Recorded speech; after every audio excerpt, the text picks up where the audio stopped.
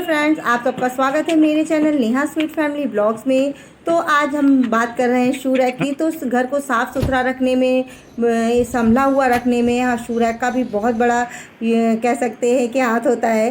क्योंकि shoe rack रखने से क्या होता है कि चप्पल जूते एक जगह रहते हैं, वैसे वो अगर बाहर बिखरे हुए हैं तो बहुत ही गंदा लगता है। अगर इंट्रेंस पे बाहर ही बिखरे हैं, कोई चप्पल उल्टी पड़ी है, कोई सीधी है, और बहुत ही मतलब बुरा लगता है। अगर शू रैक रहता है तो उसमें सब सिमटे हुए रहते हैं, और अगर बंद वाला रहता है तो ज़्यादा ही अच्छा रहता है कि दिखता ही नहीं है। क्योंकि आजकल तो सिटीज़ में जो है बाहर स्पेस नहीं होता है, तो ज़्यादातर लिविंग रूम में ही शू रख के जाते हैं, शूज़ वगैरह।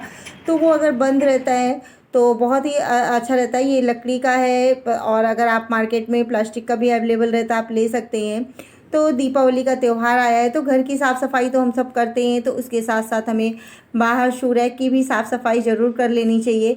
साफ़ सफाई करने से ये होता है कि उसमें जो गंदगी है, और जो शूज़ यूज़ नहीं हो रहे हैं, जो बहुत दिनों से ऐसे ही पड़े हुए हैं, बिखरे पड़े हुए हैं, वो भी होते हैं। और शूज़ रैक में उतने स्पेस नहीं होते हैं जितनी हमारे पास शूज़ होते हैं, तो ये सबको ही प्रॉब्लम फेस करनी होती है। तो इसलिए अगर हम उसकी साफ़ सफाई कर लेंगे तो जो नहीं यूज़ हो रहे हैं, जो बच्चों के शूज़ छोटे हो गए हैं, उनको हम हटा सकते हैं। क्योंकि दीपावली में ज़्यादातर यही कोशिश होती है कि जो वेस्ट सामान है, जो यूज़ नहीं हो रहे हैं, वो हम घर से बाहर कर दें, वही बेटर होता है। और बाहर करने का मतलब है कि आप किसी को दान दे दीजिए, ऐसा नहीं कि फेंकना ही है।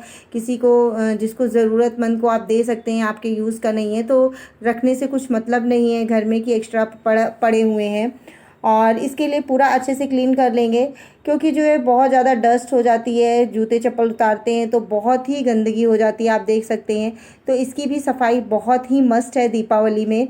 तो इसलिए मैं आज शू रैक की सफाई में जुट गई थी। और थोड़ी स्पेस भी हो जाएगा, क्योंकि बहुत ज़्यादा शूज़ हो गए थे, तो रखने में सब एक के ऊपर एक हो रहे थे।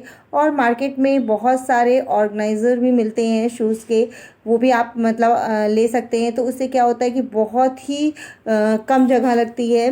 आप मार्केट में जाएंगे तो बहुत ही अच्छे से मिल जाता है। और रेनी सीज़न में क्या होता है, बदबू बहुत आती है, जूतों में फंगस लग जाते हैं।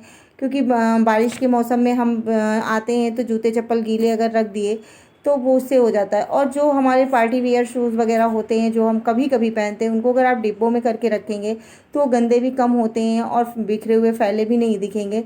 तो बहुत ही अच्छा रहता है। और जो शूज़ आप कम यूज़ कर रहे हैं उनको ऊपर ही रखिए, तो आपको हाथ भी लगाने की ज़रूरत नहीं पड़ेगी। और जो ज़्यादा यूज़ होने वाले हैं वो नीचे रखिए।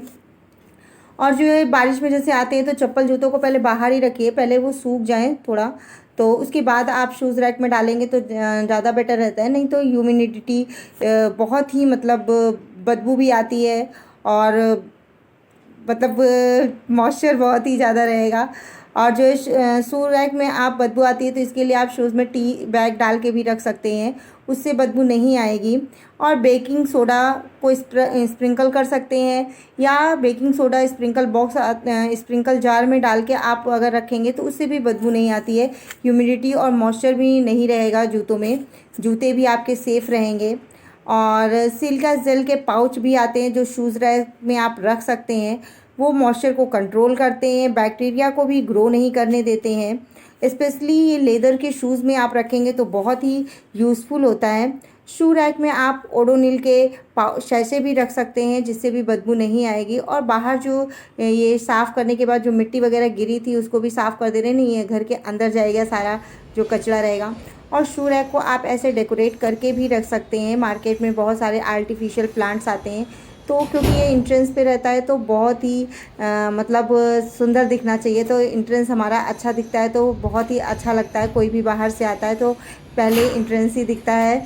तो इस तरह से आप डेकोरेट कर सकते हैं आर्टिफिशियल ग्रास लगा के। अगर आपको ये मेरा वीडियो अच्छा